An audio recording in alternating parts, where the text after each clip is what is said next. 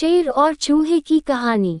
एक बार की बात है, किसी जंगल में एक चूहा रहता था। एक दिन जब वो अपनी बिल की तरफ लौट रहा था तो उसने एक गुफा में एक शेर को आराम करते देखा। शेर को मजे में सोते हुए देख चूहे के मन में शरारत सूझी। चूहा शेर की गुफा में जा घुसा और शेर के ऊपर चढ़ गया। वह शेर के ऊपर खूब उछल कूद करने लगा और उसके बाल खींचने लगा।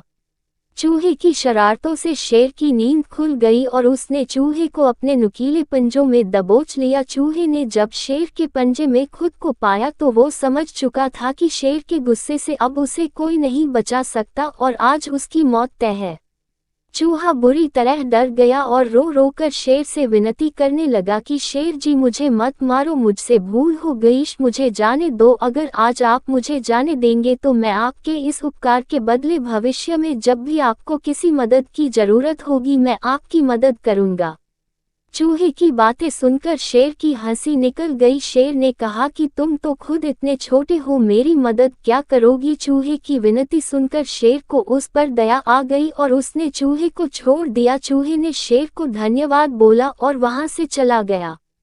कुछ दिनों बाद जब शेर खाने की तलाश में इधर उधर घूम रहा था तभी अचानक किसी शिकारी के फैलाए जाल में फंस गया। शेर ने खुद को जाल से निकालने की भरपूर कोशिश की लेकिन निकल नहीं पाया। काफी देर कोशिश करने के बाद शेर ने मदद के लिए दहाड़ लगानी शुरू की।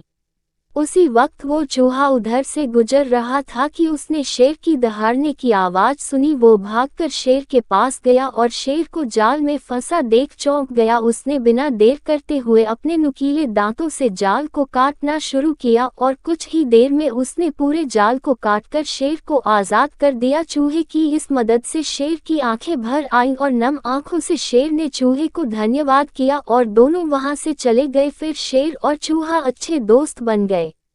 कहानी से सीख। इस कहानी से हमें ये सीख मिलती है कि हमें सिर्फ शरीर के आधार पर किसी इंसान को छोटा या बड़ा नहीं समझना चाहिए, साथ ही हमें दूसरों की मदद करनी चाहिए, क्योंकि जब हम दूसरों की मदद करेंगे तभी कोई हमारी मदद के लिए आगे आएगा।